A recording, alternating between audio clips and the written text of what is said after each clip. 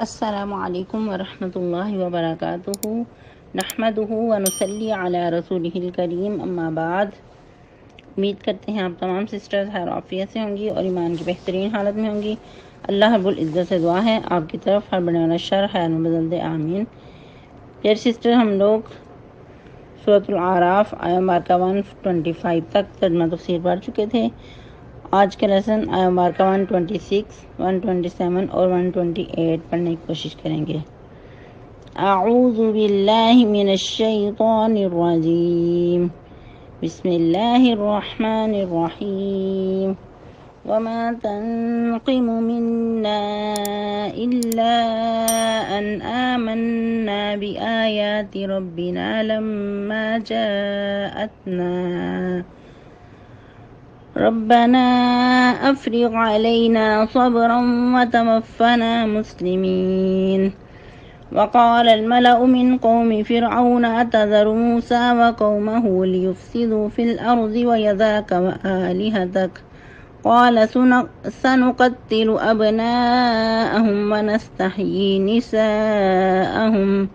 وإنا فوقهم قاهرون۔ قال موسى لقومه استعينوا بالله واصبروا إن الأرض لله يورثها من يشاء من عباده والعاقبة للمتقين۔ ٹرانسلیشن: وما تنقم منا، اور نہیں عیب پاتے تم ہم میں، الا مگر ان آمنا بآیات ربنا، یہ کہ ہم ایمان لے آئے اپنے رب کی آیات پر، لما جاءتنا جب آ گئی ہمارے پاس، ربنا افرغ علینا صبرا، اے رب ہمارے انڈیل دے اوپر ہمارے صبر، وتوفنا مسلمین، اور فوت کرنا ہمیں فرمانبرداروں کے ساتھ۔ وقال الملأ، کہا سرداروں نے، من قوم فرعون، جو فرعون کی قوم میں تھے، اتذروا کہ آپ چھوڑ دیں گے موسیٰ کو، وقومہ اور اس کی قوم کو، لیفسدوا فی الارض تاکہ وہ فساد کریں زمین میں، ویذرک وآلہتک اور چھوڑ دیں گے آپ اس کو، اور ویذرک اور وہ چھوڑ دیں گے آپ کو، وآلہتک اور آپ کے معبودوں کو۔ قال اس نے کہا، سنقتل ابناءہم ضرور قتل کریں گے ہم ان کے بیٹوں کو، ونستحیی نساءہم اور زندہ رہنے دیں گے ان کی عورتوں کو، وإنا فوقہم قاہرون اور بے شک ہم ان پر غالب آنے والے ہیں۔ قال موسیٰ، کہا موسیٰ علیہ السلام نے، لقومہ استعینوا باللہ اپنی قوم کے لیے مدد مانگو اللہ سے، واصبروا اور صبر کرو، ان الارض بے شک زمین، للہ اللہ کی ہے، یورثھا وہ وارث بناتا ہے اس کو، من یشاء جس کو وہ چاہتا ہے، من عبادہ اپنے بندوں میں سے، والعاقبۃ للمتقین اور آخر انجام پرہیزگاروں کے لیے ہے۔ تفسیر آیہ مبارکہ 126 سے، جیسا کہ ہم لوگ موسیٰ علیہ السلام کے واقعے میں پڑھ رہے تھے کہ جب جادوگر دلائل دیکھ کر ایمان لے آئے تو اس وقت فرعون طیش میں آ گیا، اس نے کہا کہ میں تمہیں سولی چڑھا دوں گا، اور سولی بھی کھجور کے درخت پہ، تاکہ یہ تمہارا ایسا کرنا، میرے سامنے اتنی بڑی جرت کرنا لوگوں کے لیے عبرت کا سماں ہو، تمہیں بہت سخت تکلیف دے دے کر تڑپا کے ماروں گا۔ تو اس بات پہ جادوگر جو ایمان لے آئے تھے دلائل دیکھ کر، وہ دبے نہیں، اس کے سامنے انہوں نے اعلان کہہ دیا، قالوا انا الی ربنا منقلبون، کہ جو بھی ہمیں تکلیف دو گے ہم تو اپنے رب کی طرف لوٹ کر جانے والے ہیں۔ اور پھر مزید کیا کہہ رہے ہیں، وما تنقم منا الا ان آمنا بآیات ربنا، اور نہیں عیب ہم میں، یعنی کہ تم ہم سے ناراض کیوں ہو رہے ہو، ناراض ہونے کی بیسک ایک ہی وجہ ہے کہ ہم اپنے رب کی نشانیاں دیکھ کر ایمان لے آئے ہیں، لما جاءتنا جب ہمارے پاس آ چکی، یعنی کہ پہلے جو ہم باطل پہ تھے، جادوگری ہم کرتے تھے، وہ ہماری خام خیالی تھی، جب ہمارے سامنے دلائل آ گئے تو ہم نے ان کو مان لیا، تو اب اس میں ناراض ہونے والی کون سی بات ہے۔ پھر ساتھ ہی دعا بھی کر رہے ہیں، ربنا افرغ علینا صبرا وتوفنا مسلمین، اے ہمارے رب ہمارے اوپر صبر انڈیل دے، افرغ انڈیل دے، کہ ہم تو کمزور ہیں انسان ہونے کے ناطے، ہمارے اندر اتنا اسٹیمنا نہیں ہے، اے ہمارے رب تو ہی ہمارے اندر صبر کو انڈیل دے اور ہمیں فوت کرنا مسلمان کی حالت میں، یعنی کہ آخری دم تک ہم اسی بات پہ قائم دائم رہیں جس بات کو ہم نے اپنایا ہے۔ تو یہ بہت ہی بڑی بات ہے استقامت اختیار کرنا، کیونکہ وقتی تو انسان نیکی بھی کر لیتا ہے اور حق کو بھی قبول کر لیتا ہے، لیکن اس پہ ثابت قدمی اختیار کرنا، استقامت اختیار کرنا، اصل بہادری اور اصل مزے کی یہی بات ہے، اور دنیا آخرت کی کامیابی اسی میں ہے۔ جس طرح کہ ایک شخص نبی صلی اللہ علیہ وسلم کے پاس آیا تو اس نے آپ صلی اللہ علیہ وسلم سے پوچھا کہ میں کیا کروں، تو آپ صلی اللہ علیہ وسلم نے کیا فرمایا کہ قل لا الہ الا اللہ ثم استقیم، کہ لا الہ الا اللہ کہہ دیں پھر اس پہ استقامت اختیار کر۔ کہ وقتی زبانی کلامی لا الہ الا اللہ کافی نہیں ہے، بلکہ اس پہ دل و جان سے استقامت اختیار کرنا یہ اصل میں کامیابی کی کنجی ہے۔ قل آمنت باللہ ثم استقیم، کہ میں اللہ پہ ایمان لایا ہوں پھر اس پہ گامزن رہو، اس پہ استقامت اختیار کرو۔ تو یہی چیز ان کے اندر تھی، انہوں نے اسی بات کی دعا کی کہ اے ہمارے رب جو کچھ یہ فرعون ہمیں دھمکیاں دے رہا ہے اس پہ تو ہی ہمیں صبر دینے والا ہے، اور صرف صبر ہی نہیں مانگا بلکہ انڈیل دے، کیونکہ جو چیز کسی چیز کے اندر ڈالی جاتی ہے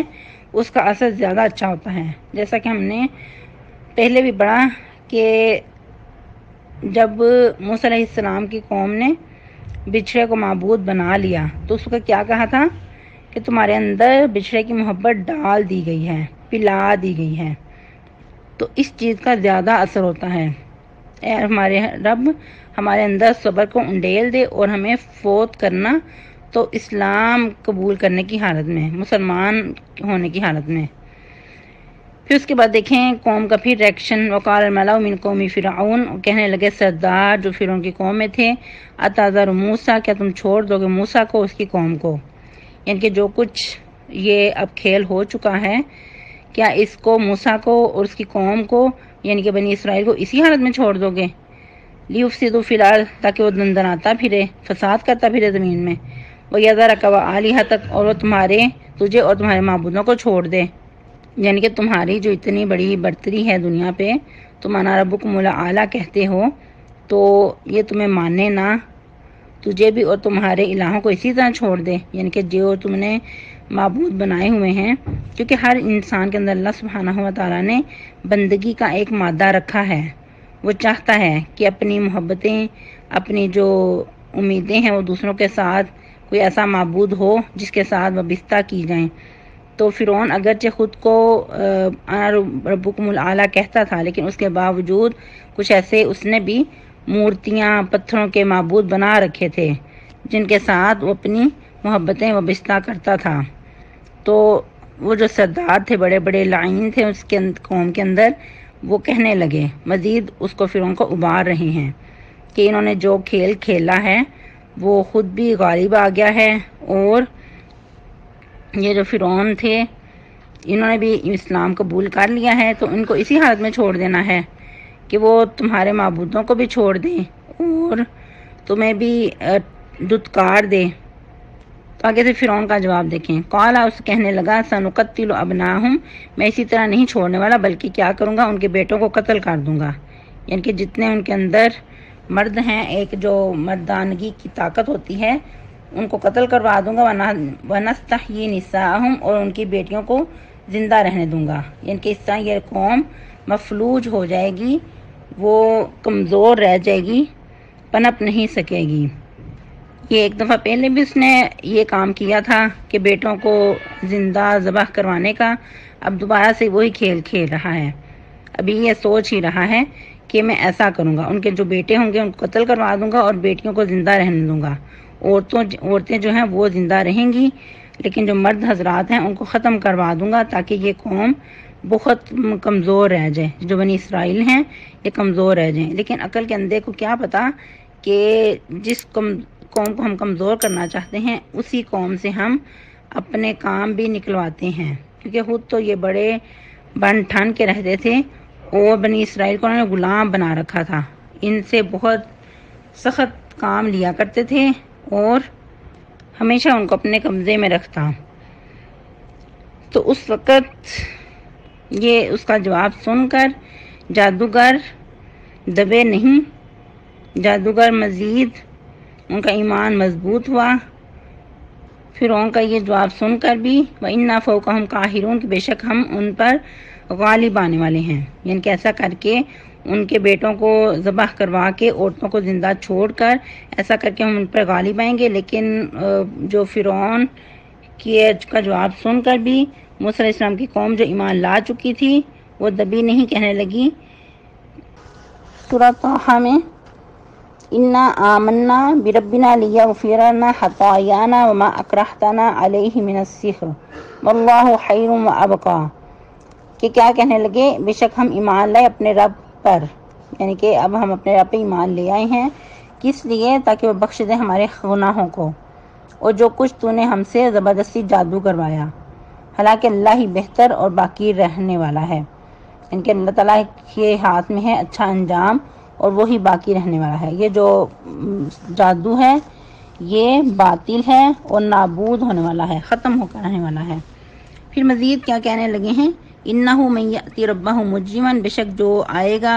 اپنے رب کے پاس وہ ناگار ہو کر فَإِنَّ لَهُ جَهَنَّمَ تو بے شک اس کے لیے جہنم ہے، لا يَمُوتُ فِيهَا وَلَا يَحْيَا نہ اس میں وہ مرے گا اور نہ جیے گا۔ لیکن اس کے برعکس وَمَن يَأْتِهِ مُؤْمِنًا جو کوئی آئے گا اپنے رب کے پاس مومن ہو کر قد عمل الصالحات اور تحقیق اس نے عمل کیے ہوں گے صالح،